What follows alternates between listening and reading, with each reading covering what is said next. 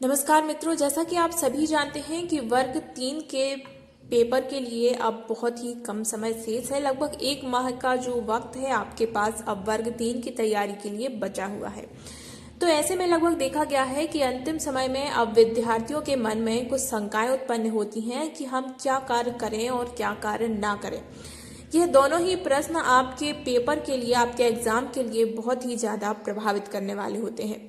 तो मित्रों, इस वीडियो पर अंत तक बने रहिए, क्योंकि हम यहाँ पर आपको बताने वाले हैं कि ये पेपर के अंतिम एक माह में आपके लिए क्या कार्य करने चाहिए और क्या कार्य नहीं करने चाहिए। ये आपकी बहुत सी शंकाओं को शांत करने वाले हैं और इसके साथ साथ आपके जो आपको टेंशन हो रहा है, घबराहट हो रही है, उसको भी शांत करने वाला है। तो चलिए शुरू करते हैं आज का यह वीडियो। उसके पहले अगर आप चैनल पर पहली बार आए हैं और इस चैनल को सब्सक्राइब नहीं किया है तो सब्सक्राइब जरूर कर लीजिए।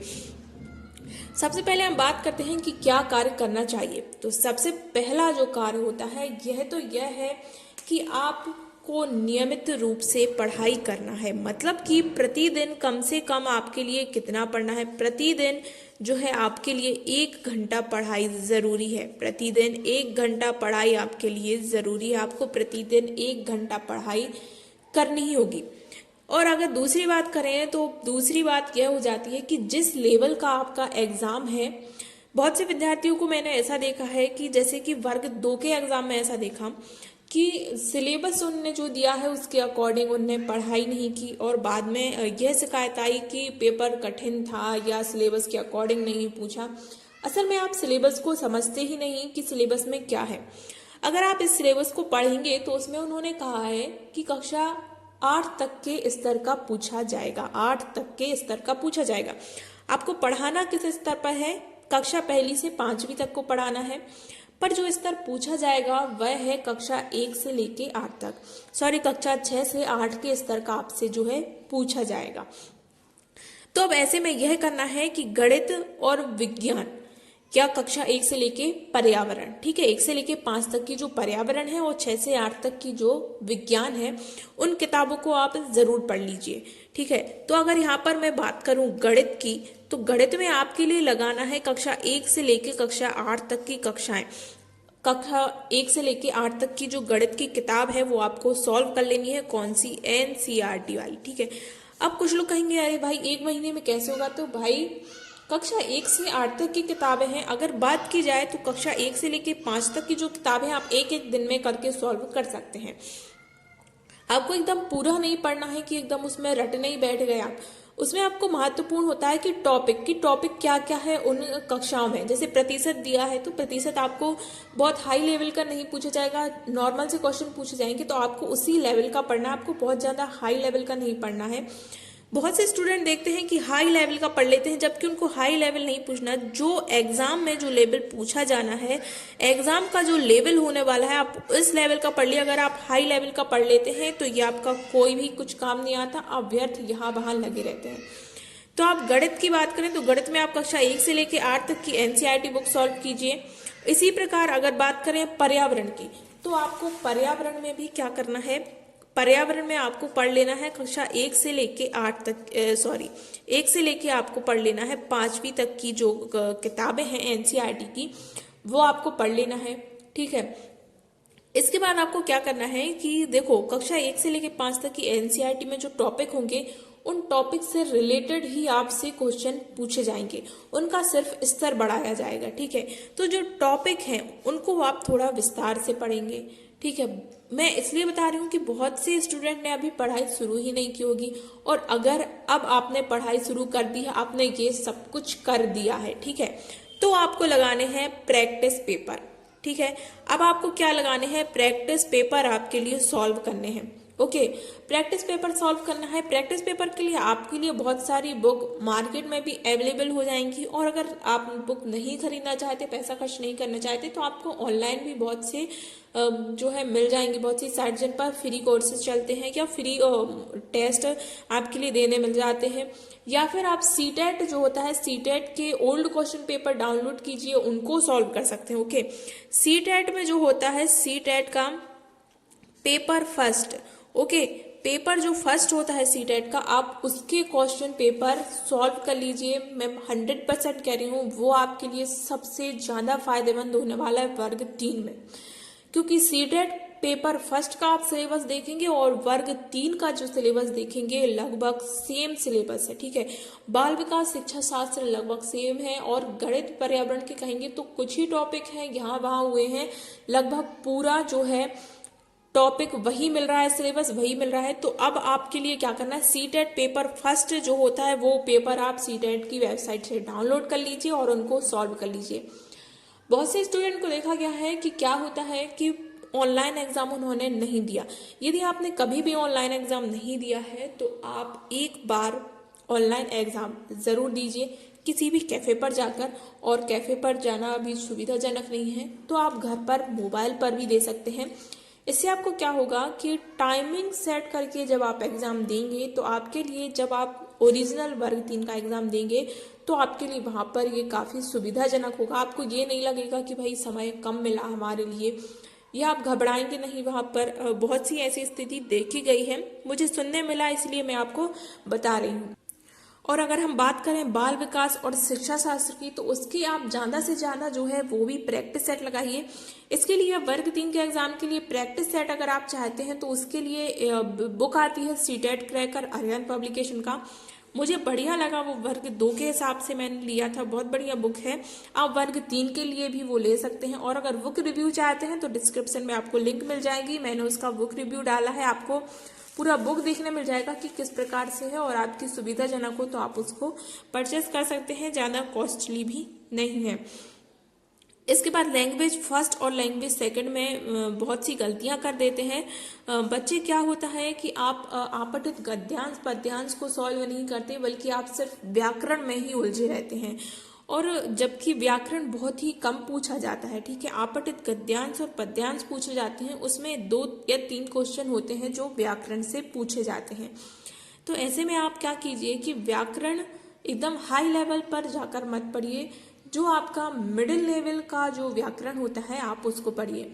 आप हिंदी की और संस्कृत की जो मिडिल लेवल की क्लास है, कक्षा 6 से 8 तक की जो किताबें हैं, उसमें जो संस्कृत और हिंदी की किताबों में जो व्याकरण दी गई है आप उसको पढ़िए। उन्हीं टॉपिक से आपसे जो है पूछा जाएगा। ये मेरा खुद का पर्सनल एक्सपीरियंस है, इसलिए मैं आपको बता रही हूँ कि वर्ग 3 की तैयारी में आप लास्ट माह में यही कीजिए। अगर आप ये सब कुछ कर चुके हैं तो आपके लिए सबसे ज़्यादा महत्वपूर्ण है आप प्रैक्टिस सेट लगाना। अगर आपने कुछ नहीं पढ़ाई की है तो अब आप 1 माह में बहुत अच्छी तैयारी कर सकते हैं। और अगर ये सब कुछ मैंने जो बताया है कि आप ये पढ़िए, अगर आप वो पढ़ चुके हैं तो बहुत ही बढ़िया बात है। अब आपको सिर्फ प्रैक्टिस सेट लगाना है, वो भी डेली कम से कम 1 प्रैक्टिस सेट। अब आती है कि क्या कार्य ना करें, क्योंकि क्या कार्य करें ये तो हमें पता है, पर क्या कार्य ना करें। क्या होता है कि पढ़ाई को छोड़ देना। कोई स्टूडेंट क्या होते हैं, पढ़ाई को छोड़ देते हैं, एकदम से पढ़ाई छोड़ दिया, ठीक है, कि अरे भाई 1 माह बाद एग्जाम है तो जब एडमिट कार्ड आएंगे तब हम पढ़ाई स्टार्ट कर देंगे।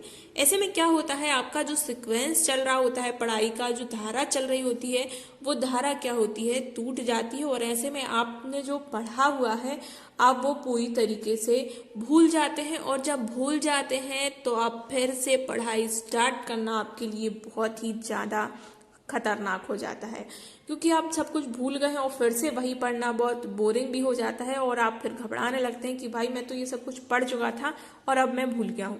तो इसलिए पढ़ाई को छोड़िए मत। डेली आप, जैसे मैंने पहले ही बताया कि लगभग 1 घंटा, और 1 घंटे का आपके पास समय नहीं है तो लगभग 30 मिनट आप जरूर पढ़िए। कोई ना कोई पढ़ते रहेंगे तो आप क्या है, भूलेंगे नहीं।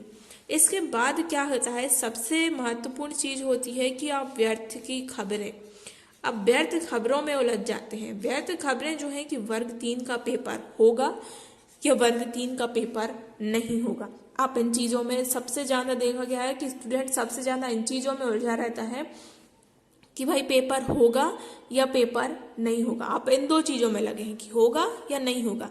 अब देखो भाई, जब जेल प्रहरी का पेपर जो है कैंसिल हुआ, पोस्टपोन्ड हुआ था, तो ऐसा लग रहा था कि वर्ग 3 का भी जो है पोस्टपोन्ड होगा। पर अब जब ग्रुप 5 का एग्जाम हो रहा है तो बहुत से चांसेस बन रहे हैं कि वर्ग 3 का एग्जाम भी अपने निर्धारित समय से होगा। ठीक है, 2 जनवरी से जो है एग्जाम हो सकते हैं, ये चांसेस बन रहे हैं। नहीं बना तो नहीं हुआ एग्जाम तो फिर कोई बात नहीं, कई बार डेट बढ़ गई। पर अगर एग्जाम हो गया और आपने पढ़ाई छोड़ दी तो हड़बड़ाहट में भाई फिर क्या कर लोगे, कुछ नहीं कर पाओगे ना। तो ऐसी व्यर्थ खबरों में अपना समय बर्बाद ना करते हुए सिर्फ यही माने कि 2 जनवरी से पेपर आपका स्टार्ट होने वाला है और आप जो है पढ़ाई अपनी जारी रखें। ठीक है, आपको छोड़ना क्या है, व्यर्थ खबरें जो फालतू की न्यूज चलती हैं आपको वो बिल्कुल से छोड़ देनी है।